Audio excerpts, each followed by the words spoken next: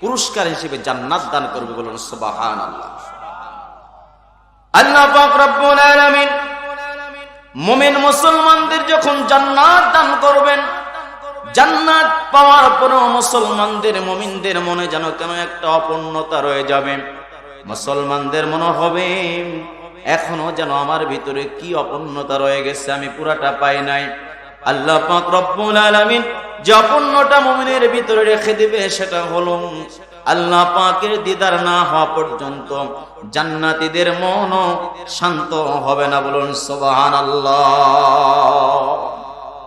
জনাবে রাসূলুল্লাহ সাল্লাল্লাহু আলাইহি ওয়াসাল্লাম ইরশাদ ফরমান, মুমিন মুসলমান যারা রোজাদার হবেন, কিছু কিছু ব্যক্তিবর্গের ব্যাপারে আল্লাহ রাসূল সাল্লাল্লাহু আলাইহি ওয়াসাল্লাম যারা স্পেসিফিক আমল করে, যারা তাহাজ্জুদ গুজারি হয়, যারা নেক আমল করে, আল্লাহ তো তাদের ব্যাপারে অনেক প্রশংসা করেছেন, আল্লাহ রাসূলও তাদের ব্যাপারে প্রশংসা করেছেন।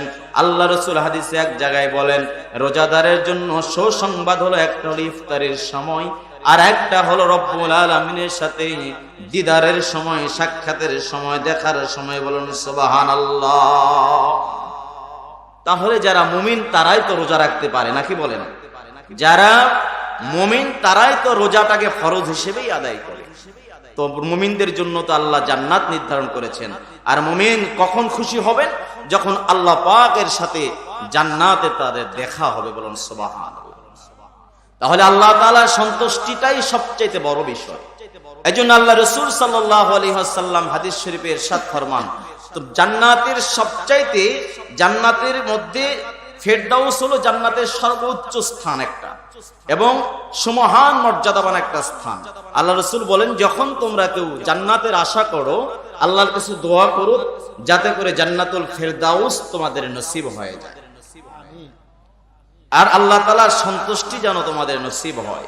এজন্য সকাল সন্ধ্যায় রাসূল সাল্লাল্লাহু আলাইহি ওয়াসাল্লাম যে আমলটা করেছেন, তার মধ্যে বুজুর্গানে দ্বীনরা এখনো আমলটা যেটা করেন, আল্লাহুম্মা ইন্নী আসআলুকাল হুদা ওয়াত তুকা ওয়াল আফাফা ওয়াল গিনা, এতে একটা দোয়া আছে। আর একটা হলো আল্লাহুম্মা ইন্নী আসআলুকা রিদাকা ওয়াল জান্নাতাল ফিরদাউস, বলুন সুবহানাল্লাহ।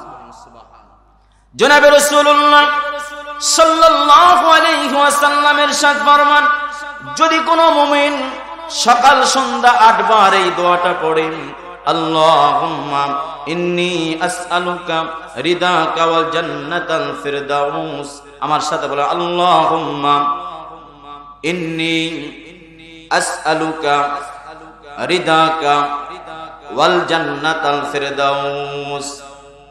আল্লাহ রাসূল সাল্লাল্লাহু আলাইহি ওয়াসাল্লাম ইরশাদ ফরমান, যদি কোন আমার উম্মত সকাল সন্ধ্যা দৈনিক 8 বার এই দোয়াটা কোন আমার উম্মত পড়ে, আল্লাহর হাবিব বলেন তাকে আল্লাহ পাক রব্বুল আলামিন জাহান্নামের আগুন থেকে মুক্ত করে জান্নাতের নিয়ামত তাকে দান করবেন এবং তার সাথে রব্বুল আলামিনের সন্তুষ্টি অর্জন হবে, জান্নাতে তার দিদার নসিব হয়ে যাবে।